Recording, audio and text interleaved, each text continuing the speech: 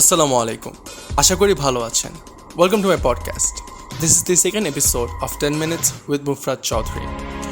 আজকে আমরা কথা বলবো ই ভ্যালি নিয়ে।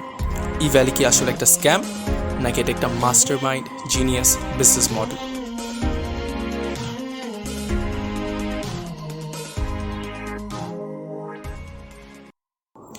সো ই ভ্যালির ব্যাপারে আগে জানতে হবে ই ভ্যালি কি। ই ভ্যালি হচ্ছে বেসিক্যালি একটা ই কমার্স প্ল্যাটফর্ম, যেটা থ্রুতে একটা সেলার আর একটা কাস্টমারকে একটা ব্রিজ ক্রিয়েট করে দেয়। একটা সেলার ওর প্রোডাক্ট বিক্রি করে ওইটা কাস্টমারের হাতে পৌঁছে দেওয়ার কাজ হচ্ছে যে ই ভ্যালি, যেখান থেকে ই ভ্যালি ইউজুয়ালি কমিশনস নেয়। এখন এরকম কনসেপ্টটা it's not new in Bangladesh নর ইন দ্য ওয়ার্ল্ড। এটা হচ্ছে যে পুরো পৃথিবীর জুড়েই হচ্ছে এই কনসেপ্টটা আছে। And one of the prominent players হচ্ছে যে এই কনসেপ্টে, যেমন অ্যামাজন আছে, আলিবাবা আছে, তারপর বাংলাদেশের ক্ষেত্রে দারাজ আছে, আরও এরকম অনেক ব্র্যান্ডস এই সিমিলার কনসেপ্টটা ইউজ করে। এখন what's different about Evaly and এটা কেন এত ল্যামলাইটে আসতেছে? সো ই ভ্যালির প্রথমত সবচেয়ে বেশি জনপ্রিয় কারণ হচ্ছে যে ওদের অ্যাগ্রেসিভ মার্কেটিং নিয়ে আর ওদের অ্যাগ্রেসিভ ডিসকাউন্টস নিয়ে।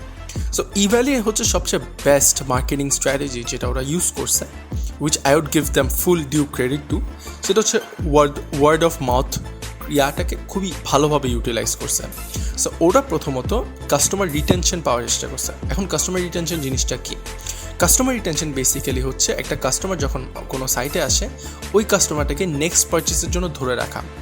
সো বেসিক্যালি ওরা যেটা করছে সেটা হচ্ছে যে কোনো কাস্টমার যখন আসছে, মানে প্রথমত হচ্ছে ওনাকে অনেকগুলো ডিসকাউন্টস দিচ্ছে, অনেকগুলো অপশনস দিচ্ছে টু পারচেস, অ্যান্ড এটা আসলে হচ্ছে অনেক অডিয়েন্স অ্যাট্রাক্ট করছে। সো ফর এক্সাম্পল, ওদের হচ্ছে যে অ্যানিভার্সারিতে, ই ভ্যালির অ্যানিভার্সারিতে ওরা প্রায় $1 বিলিয়ন টার্ন ওভার করছে।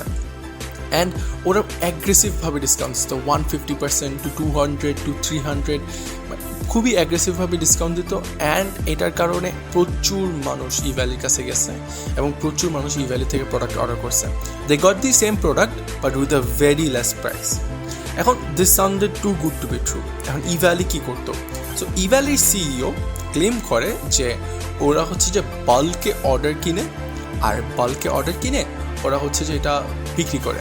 আচ্ছা, দ্যাটস ফাইন। সো বাল্কে অর্ডার কিনে ওরা হোলসেলে রেখে এটা বিক্রি করে। So like this makes sense. আর সবাই হচ্ছে যে মনে করছে this is not a fraud, আর সবাই এই জিনিস ওদের থেকে জিনিসগুলো কিনতেছে। অ্যান্ড দে লাইক ওরা স্টার্ট করছে 2018 থেকে, and they quickly rose up to having 24% market share, which is a lot considering for a company that just started 2 years ago.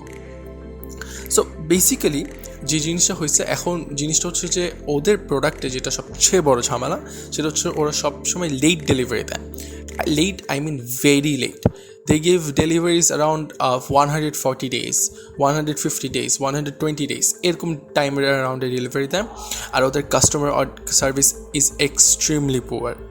So এইসব জিনিসের ব্যাপারে ই ভ্যালির একটা কমপ্লেন ছিলই। আর যেহেতু বলতেছে ওরা হোলসেল করতেছে, সো দ্যাট প্রাইমারিলি হচ্ছে যে লজিক্যাল সেন্স মেক করতেছিল, until one point BRAC bank হচ্ছে ওদের সব ইকোনমিক ট্রানজ্যাকশন বন্ধ করে দিয়েছে। And that was the start of the whole downfall. So যখন ব্র্যাক ব্যাংক বন্ধ করছে, আনাদার ফলোয়িং অ্যানাউন্সমেন্ট আসছে বাংলাদেশ ব্যাংক থেকে, যে ই ভ্যালির কাছে 65 কোটি টাকা আছে ওদের সম্পদ টু পে, বাট ওদের লাইবিলিটিস হচ্ছে 403 কোটি টাকা। That's a big difference. মানে ওরা ওদের অ্যাসেট বিক্রি করেও ওরা কোনো দিন হচ্ছে যে ওদের যে লাইবিলিটি আছে সেটা কোনো দিনই শোধ করতে পারবে না। সো যার কারণে হচ্ছে যে everybody got to know what Evaly really is. So Evaly basically কী করতো, সেটা হচ্ছে যে ওরা প্রথমত মানুষদেরকে লুর করতো বাই সেইং হচ্ছে যে দেখো there is an 10% discount, there is an 50% discount, 20% discount, এরকমগুলো আগে মানুষকে ডাকতো। মানুষকে ডেকে ওরা হচ্ছে যে প্রাইমারিলি বুঝাইতো, দেখো আমাদের থেকে কিনো, আমরা হচ্ছে যে জিনিসটা খুব কমে বিক্রি করতেছে। অ্যান্ড মানুষ যেহেতু দেখতেছে কম দাম, সো মানুষ কিনে ফেলছে। এখন কেনার পর তারপর কী করতো, ওরা হচ্ছে যে এটাকে আরও অনেক দিন ধরে যে টাকাটার ট্রানজ্যাকশন হয়ে গেছে সে টাকাটাকে অনেক দিন ধরে বসায় রাখতো। বসায় রেখে ওরা ওয়েট করতো আরেকটা কাস্টমার যখন হচ্ছে জিনিসটা কিনতেছে নাকি। সো আরেকটা কাস্টমার যখন কিনবে, ওই কাস্টমারের টাকাটা নিয়ে তারপর যে ওই কাস্টমারটা পে করছে দুটাকে অ্যাড করে তারপর ওই জিনিসটাকে কিনতো। এখন দিস ওয়েন্ট ডাউন, প্রাইমারিলি জিনিসটা কাজ করতেছিল বিকজ প্রাইমারিলি করছে, কিন্তু যখন যখন জিনিসটা হচ্ছে এক্সপোনেনশিয়ালি বড় হচ্ছিল, তখন যতই মানুষ একটা মানুষ থেকে টাকা নিয়ে আরেকটা মানুষের জন্য কাজে লাগাচ্ছিল, দ্য টাইম গট ডিলেড। তো যে প্রোডাক্টসগুলো ডিলে হয়ে যাচ্ছে আর ওদের কাস্টমার সার্ভিসের উপর খুবই বাজে অবস্থা। মানুষরা হচ্ছে যে ফ্রাস্ট্রেশনে ওরা নিজেরা গিয়ে কিনে আনছে প্রোডাক্টটা দোকানে গিয়ে, কিন্তু ইভ্যালি থেকে এখনও পায় নাই, প্রায় 6-7 মাস পর। সো জিনিসটা হচ্ছে another very interesting concept about eValley বা another most interesting fact যেটা বলবো। সো eValley হচ্ছে যে ওদের আসুসের একটা প্রোডাক্ট ওরা প্রায় 50% অফ দিছিল। সো শাফিকুল আলম যে হচ্ছে আসুসের সিস্টেম প্রোডাক্টসের হেড, ওকে জিজ্ঞেস করা হয়েছিল যে হচ্ছে যে আপনার লাইক ফ্যাক্টরি প্রাইসে কি ইভ্যালির কাছে কোনো দেওয়া হয় নাকি। he completely denied and also added the fact যে হচ্ছে যে ইভ্যালি কোনোদিন ফ্যাক্টরি প্রাইস বা ফ্যাক্টরি থেকে ডিরেক্টলি কোনোদিনই কেনা সম্ভব না আসুসের কোনো ল্যাপটপ। তার উপর দিয়ে যখন হচ্ছে যে Mezbauddin, who is the chief marketing officer of fair group which manufacturers the Samsung products in Bangladesh, ওদেরকে যখন জিজ্ঞেস করা হয়েছিল যে ইভ্যালি কেমনে হচ্ছে যে একটা 25% ডিসকাউন্ট দিচ্ছে, যেখানের মধ্যে সব জায়গায় রিটেল প্রাইস হচ্ছে তার অনেক বেশি। সো ওরা বলছে যে হচ্ছে আমাদের থেকে আমরা অ্যাট বেস্ট ইভ্যালিকে 10 to 15% ডিসকাউন্ট দিতে পারবো, আর like 10% for the mobile phones and 15% for the refrigerator. এরপর থেকে আমাদের সাইড থেকে দ্যাটস নেভার পসিবল।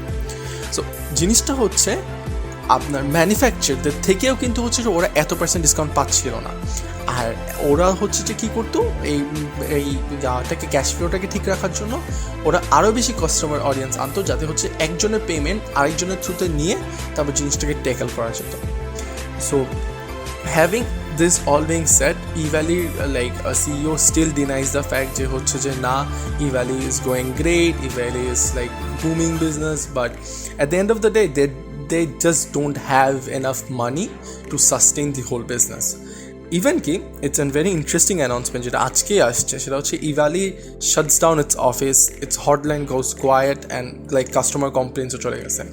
ইভেন কি ওদের হচ্ছে যে অ্যাসোসিয়েশন আছে, ই কমার্স প্ল্যাটফর্মদের যে অ্যাসোসিয়েশনটা আছে, ওই অ্যাসোসিয়েশনটা থেকেও eValleyকে বের করে দেওয়ার জন্য নোটিশ দেওয়া হলো। eValley is doomed in every way that is possible. ওদের থেকে যারা প্রোডাক্টস কিনছে ও মার্চেন্টসরা হচ্ছে দে আর ইয়েলিং অ্যাট eValley, যারা কিনছে প্রোডাক্ট ওরা হচ্ছে যে they are yelling at eValley, and it's an total scenario. eValley জিনিসটা হচ্ছে যে তারা মনে করছিল they could have pulled off a great scheme, অনেকগুলো একটা বড় একটা স্কিম করতে হচ্ছে অ্যাট ওয়ান পয়েন্ট, ওরা হচ্ছে যে এতগুলো ফান্ডিং পাবে যাতে হচ্ছে যে সব কিছু কভার আপ করে দিতে হবে, but that didn't happen to. So যার কারণে হচ্ছে যে ওরা ওদের অ্যাগ্রেসিভ ক্যাম্পেইনসগুলো মানে বাধ্য হয়ে আরও চালাতে হয়েছে, আর ওদের হচ্ছে যে পেমেন্টসগুলোকে আরও কভার আপ করতে হয়েছে। That literally turned around to a vicious cycle, যেটাতে eValley এখনও ঘুরপাক খাচ্ছে। So eValley demise I think it's very soon for me, because হচ্ছে যে এখন বাংলাদেশ ব্যাংকও হচ্ছে যে কয়েকদিনের মধ্যেই রিলিজ করবে অনলাইন ই কমার্স প্ল্যাটফর্মদেরকে আরও স্ট্রিক্ট করার জন্য। And with that strict laws being that said, আর eValley যে ডিজিটাল কারেন্সি আছে ই ওয়ালেট, যেটার থ্রুতে ওরা হচ্ছে ওদের ট্রানজ্যাকশনসগুলো বা ওদের ক্যাশব্যাকসগুলো দেয়, ওটা ইউজুয়ালি মনিটর হয় না। যে বিকাশের যে টাকাটা আছে ওটাকে ট্যাক্স দিতে হয় at a certain level, but যেহেতু হচ্ছে যে eValley uses a different system, eValleyকে কোনোদিন কিন্তু রেগুলেট করা হতো না, কিন্তু এখন this everything is coming in to consideration, আর সবগুলি লিগাল বাইন্ডিংসে আসতেছে, যার কারণে eValley I don't think I would see eValley in the next 5 years.